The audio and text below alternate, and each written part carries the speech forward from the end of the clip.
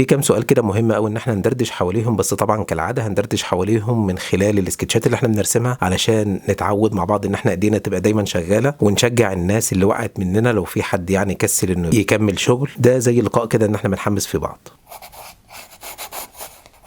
ازاي اتعلمت الرسم؟ الرسم بالنسبه لي هو موهبه، انا على قد ما وعيت كده لقيت نفسي بعرف ارسم او حابب المجال.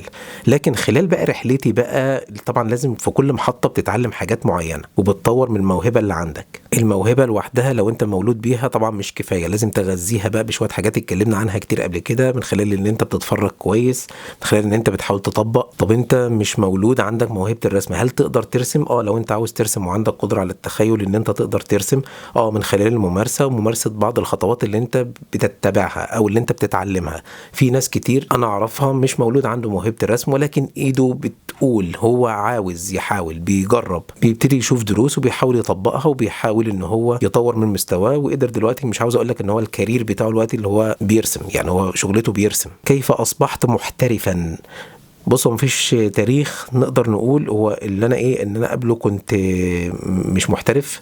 وخلينا نتفق ان محترف دي، لان في ناس كتير شايف ان محترف ده يعني اللي هو الواد المخلص اللي هو بقى يعني بيعمل كل حاجه ومفيش حاجه تقف قدامه. لا، واد بقى محترف اللي هو الحريف يعني. لا، هو احنا بنتكلم هنا محترف احترفت الموضوع كمهنه او كشغل. مفيش تاريخ اقدر اقول لك ان هو ده انا كنت قبله مش محترف وبعد كده بعدها بيوم بقيت محترف. انا بالنسبه لي نزلت سوق العمل، اشتغلت بقى، طبعا يظهر لي تحديات بدات اتعامل معاها، حاجات بقى بتظهر لي انا ما اعرفش عنها حاجه، بدا يبقى عندي مصطلحات في الشغل ما ابتدي ادور عليها، الاقي ان انا عارفها بس مش عارف ان المصطلح ده معناه دي. بس من خلال ان انت تبدا، عمرك ما هتبقى ملم بكل حاجه وبعد كده ترمي نفسك بقى وتشوف ايه اللي هيحصل. يعني عمرك ما هتقول لا انا قبل ما انزل السوق لازم يكون عندي 1 2 3. لا، انت انزل 1 2 3 دي هتيجي من الممارسه، لازم تنزل وتتعامل، ومن هنا بتيجي الخبره. الخبره هي مجموعه من التحديات اللي انت حلتها قبل كده، فلما بتظهر لك تاني بتقدر تتعامل معاها. بس في شرط مهم جدا، ان انت تبقى مفتقد للمعلومه ايا كان مين اللي بيديها لك، دايما حاسس ان انت محتاج تتعلم. يعني مفيش حد كبير على انه يتعلم مهما كان حجمك. هل ممكن اتعلم الرسم وانا كبير ولا لازم من الطفوله؟ بص، هو انا ما بحبش المسلمات اللي هو انت بقى لازم تبقى طفل في سن كذا ترسم كذا تعمل كذا. لا، بص، جرب يعني الناس اللي كنت اتكلمت عنهم في الاول دول، اللي بقول لك اللي بقى الكارير بتاعه الوقت ان هو رسام، ده بدا يرسم وهو كبير، يعني بدا وهو احنا كبار، يعني فاهم. سؤال مهم وعامل قلق، وخاصة الناس اللي أنا بتكلم معاهم، يعني أنا ليه رأي مختلف فيه. هل يؤثر الذكاء الاصطناعي اللي ظهر ده على مستقبل الرسامين؟ يعني كده مهنة الرسم دي ما بقاش لها مستقبل؟ بص، هو احنا قبل كده يعني ياما سمعنا ان احنا مستقبلنا بيضيع وبيتدمر وما عادش لنا لازمه والكلام ده كله، من ايام ما طلعت البرامج والابلكيشنات والحاجات اللي هي بتسهل ان انت في واحد تحط مش عارف ابلكيشن، واحد يحط له صورته يديها له كانه مرسوم، فقال لك بس الرسامين كده ما لهمش لازمه.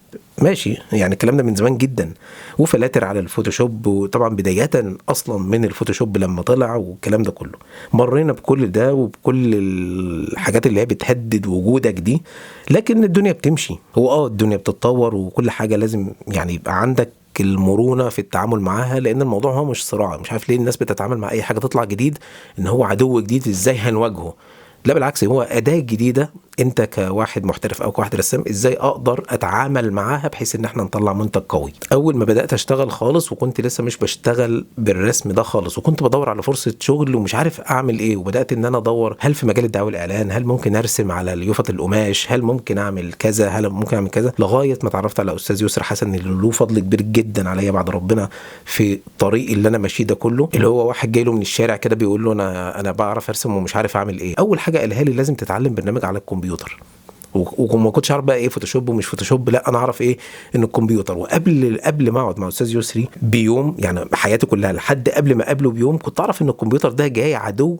وكل واحد يقول لي انت بترسم بايدك يا عم، ده على الكمبيوتر دلوقتي بنحط له الصور ونكتب جنبها وندي له التاثيرات اللي احنا عايزينها ومش عارف ايه. فكنت بكره حاجه اسمها كمبيوتر اللي هو بيدمر. لا، انا لازم اعمل حاجه بقى تكون اجيب الكمبيوتر ده كتف. استاذ يسري بيقول لي انت لازم تتعلم برنامج من برامج الكمبيوتر، لان طول ما انت بترسم بايدك بس دي مش كفايه علشان تبدا تشتغل في السوق. طبعا انا صعقت ازاي، يعني ازاي العدو اللدود ده انا احط ايدي في ايده. فبدا بقى يكلمني ان الموضوع هو اداه مش منافس، مش حد جاي ياخد منك، لا ده هو حد جاي أداة انت كراجل محترف او تفكر فيها بذكاء ان انت تستغل الأداة دي بحيث ان انت تطور من شغلك وتطوعه لشغلك، ما تتطوعش انت ليه. الناس اللي كانت بتشتغل على الكمبيوتر وكانوا فرحانين بيه هي في أدوات مميزاهم هم بيشتغلوا عندها، لكن انت كرسام وكراجل فنان وعندك خيال وعندك رؤية، لا الأدوات دي هي اللي بتشتغل عند خيالك انت، تميزك بيجي من هنا. دي بس نقطة كده خاصة بانك ما تخافش من التطور، ما تخافش من اي حاجة بتطلع، بس انت مع كل حاجة تعمل بمرونة.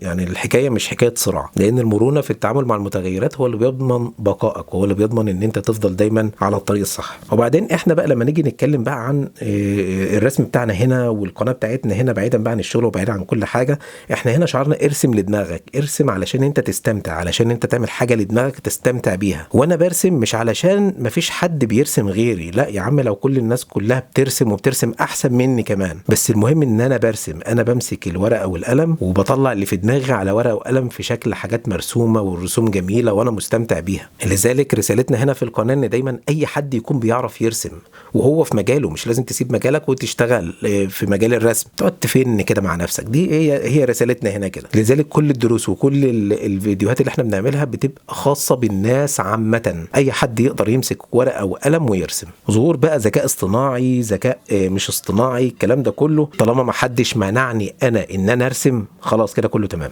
اما بالنسبة لناحية بقى التميز اللي احنا ياما اتكلمنا فيه، وحتى واحنا بنعلمك الخطوط ان انت ازاي ترسم المناخير، ازاي ترسم الوش والشخصية ومش عارف ايه، الكلام الكتير اللي احنا اتكلمنا فيه، كنا بنركز على حاجة مهمة جدا، الروح. ركز على الفكرة والروح، خلي خطوطك مهما كانت حلوة أو وحشة بيبقى وراها فكرة هي اللي بتقوي الرسمة بتاعتك، وخصوصا في الكاريكاتير ركز على ما وراء الخطوط مش الخطوط المباشرة. لو انت بتعمل على حاجة فيها إبهار وحاجة فيها صورة جامدة جدا، الذكاء الاصطناعي مش يعني فاهم 100 في الحتة دي، لكن فين بقى حتة الروح بتاعتك؟ فين الحتة بتاعتي اللي هي اللي بتميزك انت؟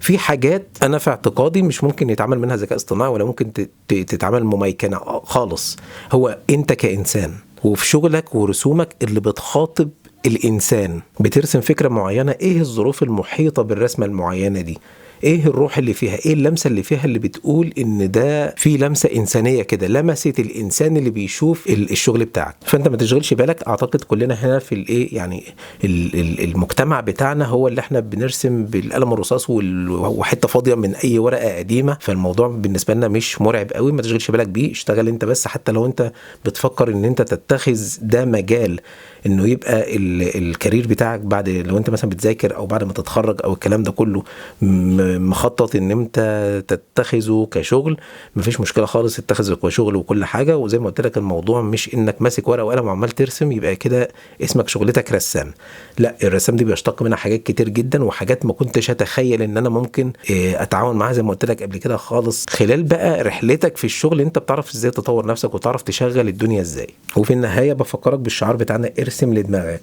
مش عارف انا كنت قلت لك قبل كده ان احنا عندنا جروب على الفيسبوك بنشارك فيه بعض شغلنا ولا ايه، فالمهم اسيب لك اللينك بتاعه في الديسكريبشن تحت لو انت حابب ان انت تجرب، لو انت حابب ان انت تبتدي تتعلم، لو انت اول مره تشوفنا يعني في لينك برضو في بلاي ليست كلها لتعليم رسم الكاريكاتير للمبتدئين جدا، مش لازم تكون رسام ولا اي حاجه، حتى لو مش في دماغك اتفرج، ممكن تتشجع ان انت تبتدي ترسم معانا.